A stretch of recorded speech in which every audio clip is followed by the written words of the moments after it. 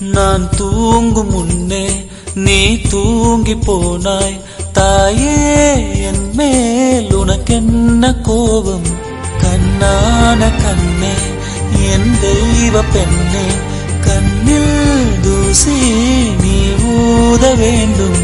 ஐயோ ஏன் இந்த சாபம்? எல்லாம் என்றோ நான் செய்த பாவம்.